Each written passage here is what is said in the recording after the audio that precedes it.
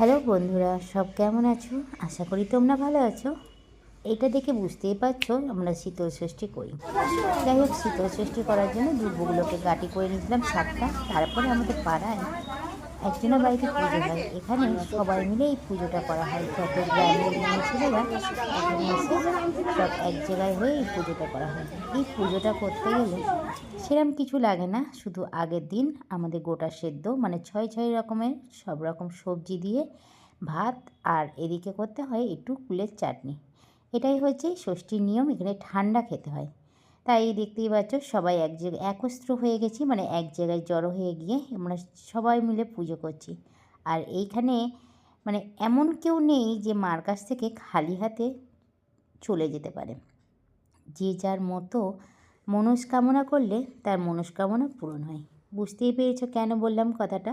এই ভিডিওটা দেখে তোমরা নিশ্চয়ই বুঝতে পারছো। ওই যে বাচ্চাটাকে দেখলে, বাচ্চাটার মাও এরকম 80 বছর মানসিক করেছিল। তার মানসিকটা সুস্থ হয়ে সবল হয়ে ঠিক মার কোলের কাছ থেকে তার কাছে এসেছে।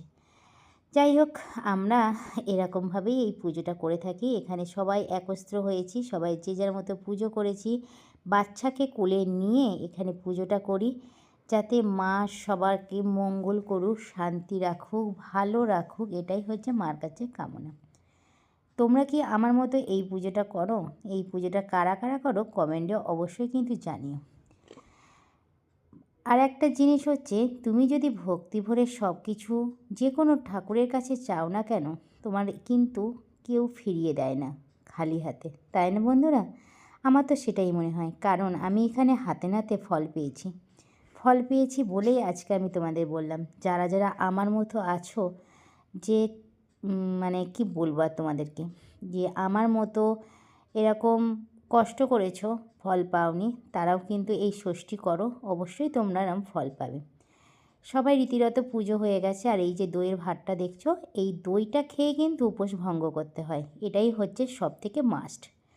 পুজো শেষ, ব্রতকথাও পড়া হয়ে গেছে, সবাই সবার মতো জল দেওয়া হয়েছে। তাই এই দইটাকে নিয়ে সবাই উপোস ভঙ্গ করবে বলে সবাইকে দইটা দিয়ে দেওয়া হচ্ছে।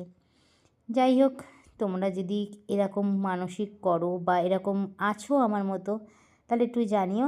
চলো, আমি চলে এলাম বাড়িতে। আর এই সুতোটা কিন্তু বাচ্চাদের হাতে বাঁধতে হয়।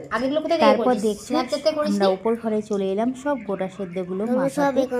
এই যে নুন নিয়েছি, এখানে সব নিরামিষ, আমরা নিচের ঘরে করি না, এটা উপর ঘরে করি। এই দেখছো সব সবজিগুলো ঢালা হলো, আমার যা মাখাচ্ছে আর আমি একটু ভিডিও করে নিলাম তার ফাঁকে তোমাদেরকে দেখানোর জন্য। যাই হোক, ভালো লাগলে একটু লাইক করো।